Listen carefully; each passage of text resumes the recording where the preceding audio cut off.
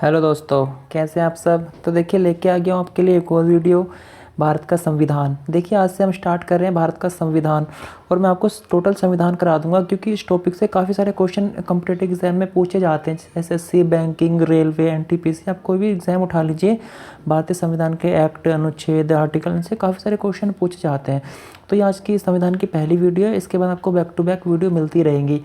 और इसमें हमने वही टॉपिक इंपॉर्टेंट टॉपिक इंक्लूड किए हैं जो कि एग्जाम में जिनसे क्वेश्चन बनते हैं, जो कि पूछे गए हैं। टोटल थ्योरी इसमें कवर नहीं किया, बट इसमें आपका आप ये सब पढ़ लेंगे तो इससे आपका एक भी क्वेश्चन बाहर नहीं जाएगा, आपका एक भी टॉपिक इससे छूटेगा नहीं। यहाँ से आज से मैं स्टार्ट कर रहा हूँ आपको टोटल संविधान, अर्थव्यवस्था, न्याय व्यवस्था, राज्य व्यवस्था और कितने आर्टिकल हैं, कहाँ से क्वेश्चन बनते हैं, आपको सारे कराऊंगा। ये आज की पहली वीडियो। तो आइए स्टार्ट करते हैं। सबसे पहले जान लेते हैं संविधान शब्द की उत्पत्ति कैसे हुई थी। संविधान शब्द की उत्पत्ति हुई थी लैटिन भाषा के कॉन्स्टिट्यूरे शब्द से। कॉन्स्टिट्यूरे यहाँ पर क्योंकि ज़्यादातर जो आपने देखे होंगे, ज़्यादातर लैटिन शब्द ज़्यादातर यूज़ होते हैं क्योंकि ये लोग ज़्यादा खोजबीन करते रहते थे। उसके आगे क्या होता है, सबसे पहले देखते हैं कि संविधान का और कॉन्स्टिट्यूशन का अर्थ होता क्या है। इसका अर्थ होता है प्रबंध करना या व्यवस्था करना या आयोजन करना। 1895 ईस्वी में बाल गंगाधर तिलक ने स्वराज विधेयक का प्रारूप प्रस्तुत किया था। ये क्वेश्चन आता है कि 1895 ईस्वी में स्वराज विधेयक का प्रारूप किसने प्रस्तुत किया था, तो इसका आंसर है बाल गंगाधर तिलक। सारे देखिए इंपॉर्टेंट टॉपिक है, यहाँ से क्वेश्चन जरूर बनते हैं एग्जाम में। उसके बाद 1922 ईस्वी में महात्मा गांधी तथा 1934 में जवाहरलाल नेहरू ने भारतीय संविधान के निर्माण के लिए संविधान सभा के गठन की मांग की। 1922 में 22 में महात्मा गांधी ने और उसके बाद 1934 में जवाहरलाल नेहरू ने। इसके आगे क्या हुआ, भारतीय संविधान के इतिहास का काल शुरू होता है 1680 से। इसी वर्ष जो था इंग्लैंड में ईस्ट इंडिया कंपनी की स्थापना भी हो चुकी थी। ईस्ट इंडिया कंपनी की स्थापना जो थी एक चार्टर एक्ट द्वारा की गई थी।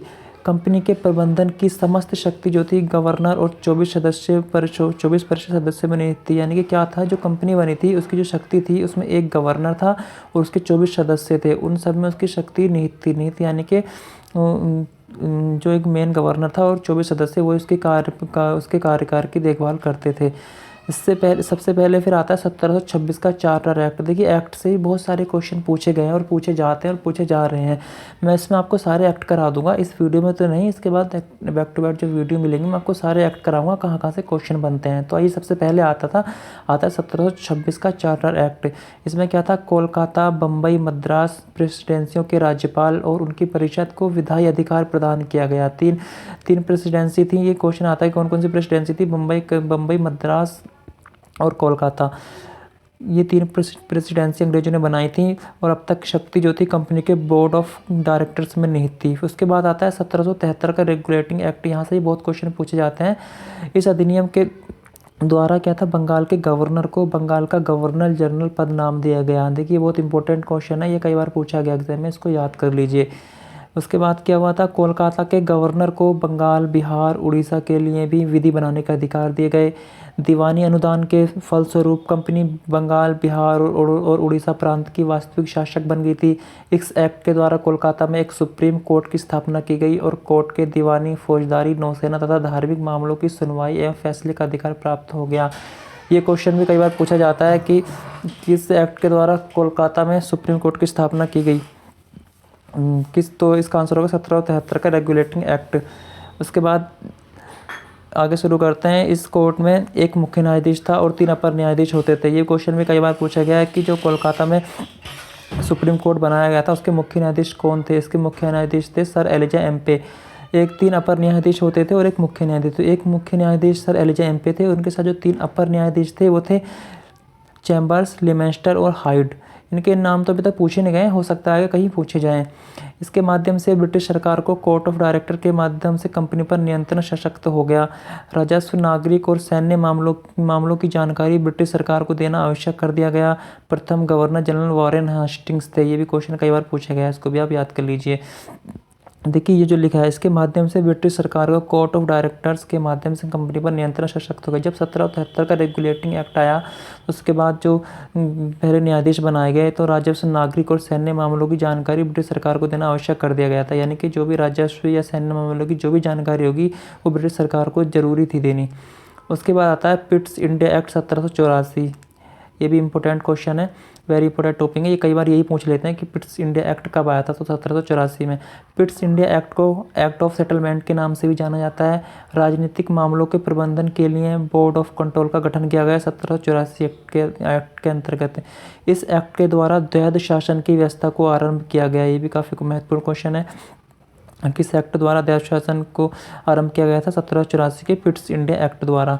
रेगुलेटिंग एक्ट की विसंगतियों, ब्रिटिश शासन पर कंपनी का अपूर्ण नियंत्रण। विसंगति क्या होती है? उसकी कमियां। ब्रिटिश शासन की कंपनी पर अपूर्ण नियंत्रण, यानी कि जो नियंत्रण पूरी तरह नहीं कर पा रहा था, नहीं हो पा रहा था उस पर वो, तथा भारत में कंपनी के कुशासन तथा कर्मचारियों द्वारा की जा रहे अन्याय, यानी कि जो कर्मचारी थे वो जो भ्रष्टाचार कर रहे थे आदि को दूर करने के लिए इस अधिनियम को लाया गया था। कौन सा अधिनियम? 1784 का पिट्स इंडिया एक्ट। तथा व्यापारिक मामलों में कोर्ट ऑफ डायरेक्टर के पद बनाए गए। उसके बाद आता है 1813 का चार्टर एक्ट। ये क्या था? 1813 के चार्टर एक्ट के द्वारा कंपनी के भारतीय व्यापार के एकाधिकार को समाप्त कर दिया गया, क्योंकि पहले क्या था कि कंपनी ब्रिटिश सरकार की तरफ से सिर्फ ईस्ट इंडिया कंपनी को ही भारत के साथ व्यापार करने का एकाधिकार प्राप्त था, कि उसके अलावा कोई भी कंपनी भारत में व्यापार नहीं कर सकती। बट 1813 का जो चार्टर एक्ट आया था, इसके तहत इसका एकाधिकार समाप्त कर दिया गया था। किंतु उसे चीन के साथ व्यापार एवं पूर्वी देशों के साथ चाय के व्यापार के संबंध में 20 वर्षों के लिए अधिकार प्राप्त रहा। यानी कि जो पहले था उसे कि चीन के साथ उसका अधिकार था, एकाधिकार था, यानी कि वो सिर्फ ईस्ट इंडिया कंपनी ही चीन के साथ चाय का व्यापार कर सकती, वो अधिकार पूरा रहा था, अधिकार वो प्राप्त रहा, उसे ख़त्म नहीं किया गया। फिर कंपनी के अधिकार पत्र को 20 वर्षों के लिए बढ़ा दिया गया था। इस राजलेख द्वारा सबसे महत्वपूर्ण कार्य कोलकाता, बम्बई और मद्रास की सरकारों द्वारा बनाई गई विधियों का ब्रिटिश संसद द्वारा अनुमोदन अनिवार्य कर दिया गया है। तो देखिए, सिर्फ आज हम इतना ही लेते हैं, इससे आगे का हम अगले पार्ट में लेंगे। अगर वीडियो छोटी है तो आप बताइए, मैं थोड़ा लंबे वीडियो भी करूँगा। ये आपके ऊपर डिपेंड करता है कि आप किस तरह से चाहते हो। इसमें जो मुझसे कोई गलती हुई तो उसे ज़रूर बताएं।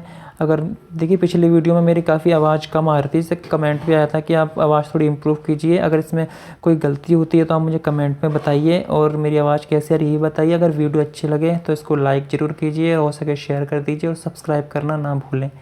Thank you.